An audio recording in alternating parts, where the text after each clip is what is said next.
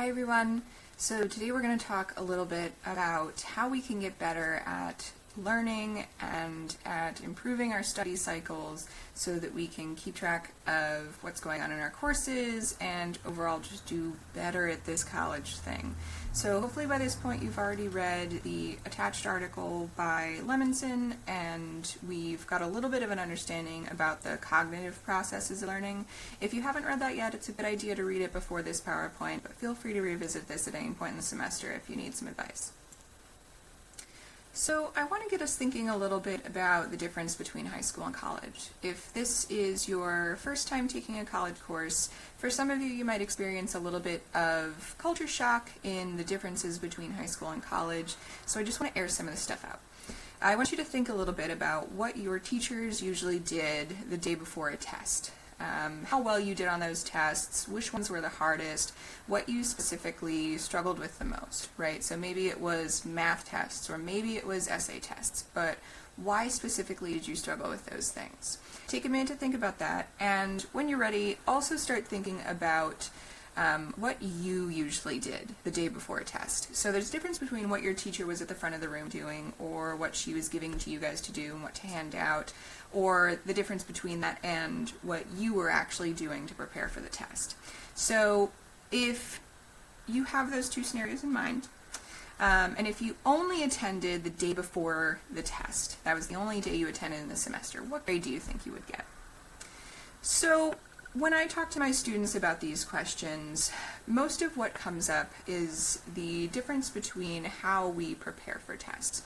And in high school, many teachers, because this is either required or chosen, will tend to go straight through an exam review that is either the exact same questions as the tests or very similar. And that's just not something that happens in college. We don't often give out study guides, and when teachers do give out study guides in college, professors will usually give something out without anything filled in or just recommend topics to review. If they give sample problems, they're not going to be exactly like the ones on the test, and that can cause some frustration for students. So I want to talk about this because it's not intentionally designed to cause students frustration. I think the problem actually exists in the difference between how we've been trained to study and what studying for college actually looks like. So let's talk about that a little bit, the difference between studying and learning. Now normally in a face-to-face class I would actually be asking you guys what you think the difference between studying and learning is, so see if you can do that for me real quick before I actually talk about it. Just take a moment, pause the video, see if you can identify what that clear difference really is. Here's some of the answers I'm used to getting from my students. Studying is something we do in the short term, and learning is a little bit more long term. Or studying is the memorizing of information, maybe like a list of vocabulary or formulas, and learning is when we actually do the applying of it. Studying is what I do the night before the exam. Here's an interesting one. Studying is focusing on the whats, and learning is focusing on the hows, whys, and what ifs. It's actually a pretty good explanation. Another thing I like to ask my students is where they think learning happens. And one of the most popular answers is in the classroom, but that's actually a little bit misleading. So let's talk about that too. If we assume that studying is something short-term and learning is a little bit more long-term, then we need to know where those two things happen. The basic idea here is that I cannot learn things for you, right? I can only introduce information. Your professors are only able to present things to you and explain them and help you make connections, but those connections, like Lemonson talks about in his article, have to come from the individual. There are neural pathways that your brain has to make happen, and sometimes it's just about looking at that information over and over and over again. So learning usually doesn't take place in the classroom, which sounds odd to hear, but learning most often takes place in individual time, right? When you're reviewing or going back over something, or maybe you're one of those people who really has to write all their ideas down before they know what their essay is going to be about. That's learning. And the frustration we feel and the headaches we get from having to practice and messing up and getting things wrong, all of that is our brain muscles flexing just like they would if we were lifting weights at the gym. So that learning mode happens usually at the same time as studying, as opposed to what we do in the classroom. Now, we don't have a classroom this semester, so you're just kind of stuck with videos of me, which means that a lot of the learning is going to be done without me. Now, I am here as much as you want, but the goal of this video is to help you, give you some of the skills to be able to succeed in an online class like this, especially during a time when the world is batshit crazy out there.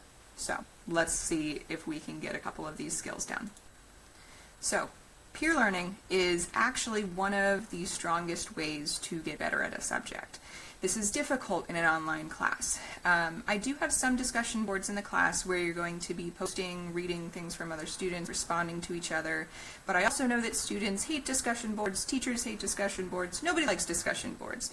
Now, there's plenty of valuable conversations that can take place on a discussion board, but the fact that they exist is not going to make that learning happen.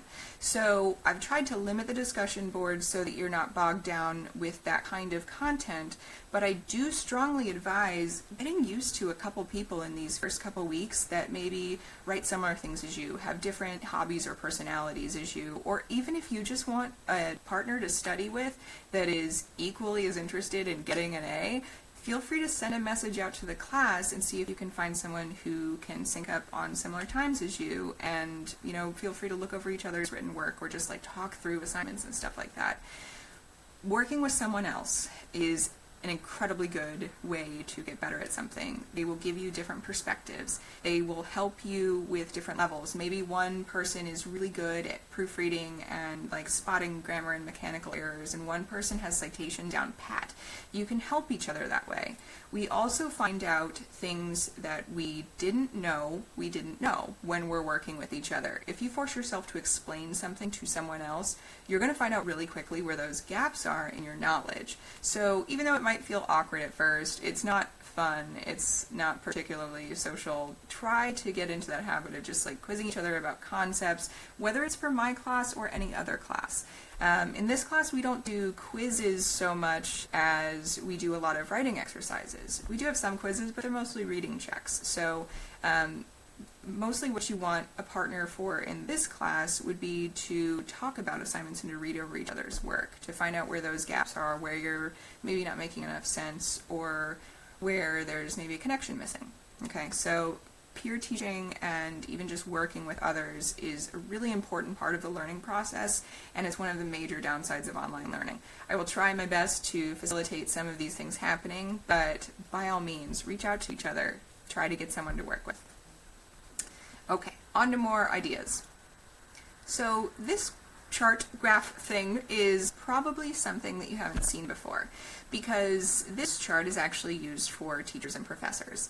This is called Bloom's taxonomy, and essentially what Bloom's taxonomy does is it helps teachers and professors and educators organize skills from least difficult to most difficult. So the concept here is that tasks that ask you to remember something should be the easiest, and tasks that ask you to create something from scratch should be the most difficult. So the idea of maybe like a vocabulary test, right, where you have either matching or multiple choice or fill in the blank definitions, and you just have to recall information, or maybe names or dates. That kind of stuff is just rote memory. Understanding, on the other hand, is not just being able to say what something means, but also understanding maybe how it works. So, for instance, a good example of this might be looking at 4 different sentences and seeing which one has all the parts of a thesis statement. Okay, so not only just knowing what the parts of a thesis statement are, but maybe being able to explain how they work together or seeing them in action. So applying on top of that means you should be able to take a concept, whether that's something you remembered or memorized or understood, and then using it in a different situation. Okay, so maybe not only knowing what the quadratic formula is and why we use it, but also being able to actually do a problem with it. Analyzing is taking concepts and breaking them apart. This is actually the part of learning that is most useful, right? Making those neural connections between things we already knew, things we just learned, things that it reminds us of in a different category. That's analysis, breaking things down into different parts. So, for instance, when a computer analyst analyzes a computer, they either go in and look at the hardware or the software, and they look at different parts and whether they're functioning and how they work together to see where any problems are. Evaluation is judging, right? So this is things that, judges in like the Olympics do all the time, any kinds of sports judges or art judges. They evaluate how well something is achieving a goal. And in the case of evaluation in education, usually this means, for a teacher, this would be, are you doing course objectives, right, or the assignment objectives? For a student to evaluate something, you might take a look at a piece of art and evaluate which time period it came from, or how well it's representing a certain style of art or a certain artist's background. And then creating is all of your very creative assignments. The students usually dislike creative assignments, or they really love them. There's only two people, there's no one in between. And creative assignments are hard, but they should also be the most fun because they flex our creative skills and they allow us to do a lot of things that we probably weren't told to do but come from our imagination. So the idea of Bloom's taxonomy is to understand that teachers should start with low-level tasks and move towards higher-level tasks. So for instance, in this class, creation is where essays live, right? You have to start something from scratch and collect all this information and present it in a way that best represents your understanding of something. And we should start with lower order things like just kind of testing memory, and that's where reading quizzes come in, and then smaller assignments where you write some stuff but not a ton and maybe just apply one skill at a time. So why am I telling you guys this, right? If it's a tool for teachers, why do you need to know about it? Well, the cool thing is we can actually use this to your advantage too. So for this next part, we're going to do an exercise, and yeah, we'll just go through this. This is a lot more fun in a classroom, but go ahead and hop along with me on this video journey. So on the next slide, I'm going to show you a screen of words, right? And I want you to count all the vowels in the words on the next slide. This should be 45 seconds, so if you are playing along, go ahead and set a timer for 45 seconds, and when you're ready, we'll start. Here is the list. Okay, I'm not going to pause, so you should go ahead and pause. And then when you're ready, you can unpause. Okay, so test time. How many words or phrases do you remember? If you are rolling your eyes or groaning right now, then this is pretty normal. What was the issue there, right? I asked you a question, and then I asked you a different question afterwards. So you didn't actually know what you were going to be tested on, right? And that is often how students feel going from homework to a test or an exam, right? It's a pretty common complaint of things in particular like math or science, where students will come out of a test and be like, that was nothing like the homework. I studied all the homework, and yet I don't feel like I was ready for that. Yeah, this happens. And it's not that teachers are intentionally designing things that are meant to trick you. Most teachers in this profession are there because they want to help you learn. We've been taught how to help you learn, but you may not have been taught the same structures of how to help yourself learn. So what I want to do with this exercise is actually show you what you can do with your own work to make your lives a little bit easier. So let's take a look at this word list again. What I want you to think about this time is how the words are arranged, okay? Is there a pattern here? Now, if you want to pause and see what you get first, that's fine when you're ready to unpause. So I'll talk about the pattern here. All right, we have a dollar bill, we have a set of dice, we have a tricycle, a four-leaf clover. The pattern here is numbers. A single dollar bill, a set of die, a tricycle has 3 wheels, four-leaf clover has 4 petals, a hand has 5 fingers, 6-pack, and so on. Now, if you remember that that's the order of things, and even if you just take a couple seconds and look at this and then close the screen again, you're much more likely to remember that list, right? And if you can remember the list, then you can analyze the list, because you would be able to take that list, write it down, and count the vowels, right? Which means you can also replicate the list and use that information. What I just did was I asked you to take a look at some patterns, and I also asked you to understand what the tasks might be. So if we are looking at this list of words for the first time, even though no one told me to memorize this list of words, I might have taken some time to check out some patterns. Okay, so one would be the set of numbers. Maybe I take a look and see if there's some reason this is organized into 2 columns. Maybe I compare how many of these are animals versus inanimate objects. Maybe I look at the colors of things and see if there's a pattern there. There's an unlimited way of looking at patterns, and the basis of all of our questions, all of our writing is all about patterns. So what you can do with an assignment of yours to get better at studying is take a look at the information you are presented with and start finding those patterns. That pattern is actually a form of analysis. So a couple things that can help with this.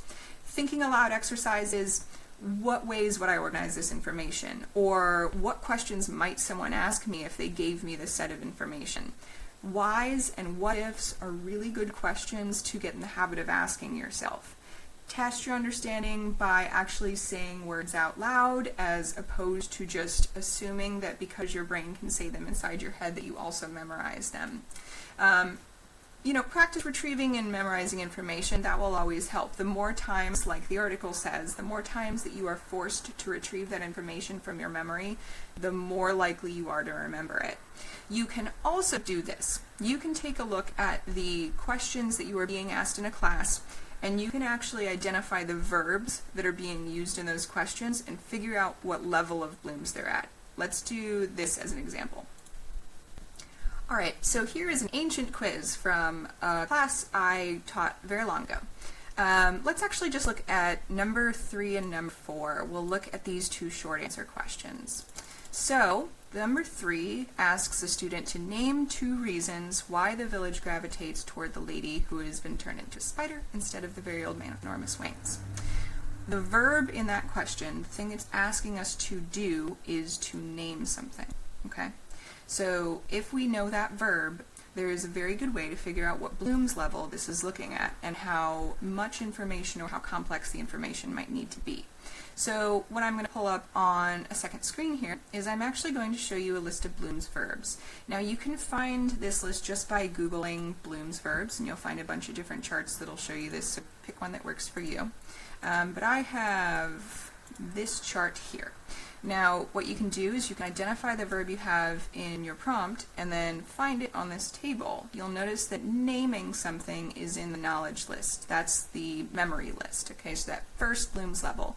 So this is just asking us for basic recall of information, not what it means, not how can it be applied, just what happened. Okay, so that might help you understand what kinds of information your instructors are looking for on quiz questions, but also if you're studying ahead of time, maybe based on sample questions, practice questions, old quizzes, what you can do is predict how it might be harder on a later exam. So let's say we do have this same question, right, about the spider lady and the very old man with enormous wings, and why the village gravitates to one or the other. So actually, that's a very good question. So instead of just memorizing, what if we looked for some way to apply this information? So maybe something like demonstrate one way that the village gravitated towards the very old man or versus the spider woman, right? So that could be a way for us to apply the information that we've remembered, but show how it's happening in the text. Okay, so that would be an apply one. Maybe, what about for this 4th column, analyze? What if we use something like breakdown? Okay, so maybe break down the reasons that the village prefers the woman who's been turned into a spider instead of the very old man with enormous wings. Now, how is that different from just remembering what happened? Well, in the first version, we just state the village says they do this, and the village says they do that. Okay? So the difference between that and breaking down why they do something is the second question would be asking us to interpret someone's dialogue or someone's actions. It's not just asking what is in the text, but what you think it's supposed to mean. So you can actually take the verbs in your prompts and try to make them a little bit more complicated. And if you can prepare yourself in that way, it'll help you prepare for tests that you feel harder about, and over time this will help you study better so that you don't walk into a test and suddenly feel like you were taken by surprise. Next, we're going to talk about the study cycle, what studying actually look like. I'm going to pull up a chart on the next page that explains these more in depth, but essentially there's 5 parts of studying: previewing information, attending the class, reviewing the information, which is different than studying the information, and then assessing your results. Let's take a look. Okay, so here's the study cycle in a little bit more depth. Previewing is a task that can be done in a very short amount of time. What you can do is you can always check your course schedule for information that's going to be coming up next, so that you know by the time you get to class what you're supposed to be covering that day. It'll help you prepare for maybe what's coming up in the future, what assignments are coming up. Looking at the schedule is always a really smart thing to do, and very few students actually take advantage of it. But also, try challenging yourself to identify things you might already know about the topic. So maybe you look at the schedule and you see that we're studying citation that day. Okay, so what do you already know about citation? Have you been introduced to it before? How might what you already know get more complicated? Have you seen examples of what citations look like? Maybe you know that there's multiple citation styles and you only know one, and you have questions about how it's different from the others or why they're used. Writing down questions you might have is a really good idea, because then you can ask those questions by the end of class, or in office hours, or in an email, and you can help make stronger neural connections between the information you were given and the questions you have. But also, it gives you a couple of bullet points to kind of assume what the structure of the lesson will be, and that will help your brain prepare all those neural connections you're about to make. Attending class is really important. Now, we don't have a class in this case to attend, since we're online and asynchronous, which means we don't go into meetings together. But in this case, you have a difficult task in front of you, and it's force yourself to read through the whole module. The nature of online class, and the most difficult part, is that it's easy to skip stuff, like this video, or like any of the recommended readings, or long paragraphs where the professor is writing about a topic that you're bored of. All of that information is there because it's important. I promise it takes an extremely long time to build an online course, and if we put it there, it's because we decided we really had to, not because it was just fun. We're swamped too. So if it's on those module pages, it's because we think you need it. Now, there's sometimes on a module page where a teacher might say, hey, if you're not familiar with this concept and you should already be, here's a section where you can review. And if you don't need to, that's fine. But those options are also available for you too. The best advice I can give you for this class is watch all the videos, read through every page of the module, so that you make sure you're prepared when you get to the assignments. Reviewing can also be a very short task. So previewing and reviewing you can do in maybe 5 minutes each. Reviewing, the best way to do it after class is just, even in like a notebook or a phone app, jot down 3 major takeaways that you got from the class. Either 3 new things you learned, or the 3 most important things you learned. And then by the end of the semester, if we have 16 weeks, 32 classes, that means you're going to have like 900 different, that doesn't sound right, 90 different bullet pointed takeaways from the class that you can use as maybe creating a study guide, or you can even use it when you go into the next section of a class, right? If you have to go from 1101 to 1102, that list might be really useful to prepare after the month between fall and spring where all of it floods out of your brain. So that can be extremely useful, but it's slightly different than studying. Studying is where repetition is key. It's where you do that process of using the Bloom's chart to ask how and why. It's where you do peer work and peer teaching together. It's where you read examples of other people's material and compare it to your own. It's another part that's difficult in an online class because you're given less direction. But here is where office hours can be extremely useful. Personally, I'm super easy to get a hold of. My office hours are almost entirely open all week because I have nothing else to do in this house other than Netflix and hang out with my chickens. So by all means, bother me if you have questions. And we can sit there and go over your work in office hours, and I will study with you. But you can also study with your peers. You can study with family members if you can drag them into it. And you can study against your own work as well. There are multiple ways to study, but if you can manage to do like a half-hour study session once a week, I promise that the stuff will get easier. But you have to actually take the time to practice and to try and to challenge yourself. And it's annoying, but it's valuable. Assessing is something you should do either every couple of weeks or maybe once a unit or even once a week. Just really seeing, is what you're doing working? And if something's not working, by all means, try something else. Is there a gap in what you know? Is there something you still really haven't gotten, which is a great time to hit me up for office hours? Or is there something you want to try doing differently? This is just really assessing if your study cycle is working for you, because there's no one correct way to study. There's just a bunch of different suggestions, and we pick and choose what works best for us. Just always remember that what works best for us is not necessarily what we enjoy the most, so keep that in mind as well. The good news is, even though not all of this stuff is particularly enjoyable, it is actually very valuable. So the statistics show that students who study with metacognition, and metacognition is just a fancy way of saying thinking about their thinking or practicing or learning from their own examples, students who use these study strategies average 30% higher on assignments and tests, just because they make time to review those key takeaways in practice. Okay. Students can generally increase their overall scores in a class by up to 15%, and we know this because we've taken the data on it over years at a time. You are also in a very good situation in this class where you not only have access to me, but you have access to your care coach, Javier, and he also has office hours during the week. So if you find one of us easier to talk to, or if one of our availability lines up better, or maybe you just want to talk to someone closer to your age, Javier is also available to practice with you. So you can get a feel for both of our techniques by meeting with us each once if you want to. But you have some really good resources in this class, and in particular for an online class. Valencia has done a lot to make sure you have access to some really cool resources, including if you're a second language learner and you need help with the kind of translation or proofreading side of things, there is free tutoring available at the Speech Lab, and I will post links to that on the attachments to this video, and I'll get you those links.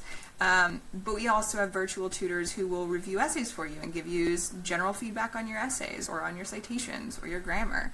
We have advisors who can help you pick the right classes. We have lots of really good tools. The Canvas help tool is there, so if you can't figure out how to do something techy in Canvas, you don't have to wait for me. You can talk to Canvas Help Chat, which is a real-time person-oriented help chat, and they're always super helpful. So there's a ton of stuff we have in this class. If you have a problem, tell me. I can help you find a solution. And that is most of what I wanted to cover with you guys. Let me double check. Yeah, I think you guys are ready. Remember, you have access to Bloom's Taxonomy and the study cycle straight on this lesson page, so you can access those separately if you need to. And hopefully this is helpful. Good luck on your quiz. If you are having any issues with the reading assignment, again, feel free to reach out to me or Javier, and we can kind of walk through it or give you some advice on how to make better notes or just what to look for in some of these reading assignments. So I know this video is a little bit long. Normally I try to keep them pretty short, but hopefully it was at least helpful. So if not, let me know if there's something else I can help you do, and we'll find some way to do it. All right?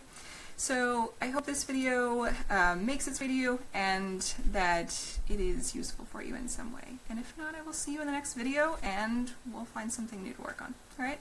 Have a good day, guys.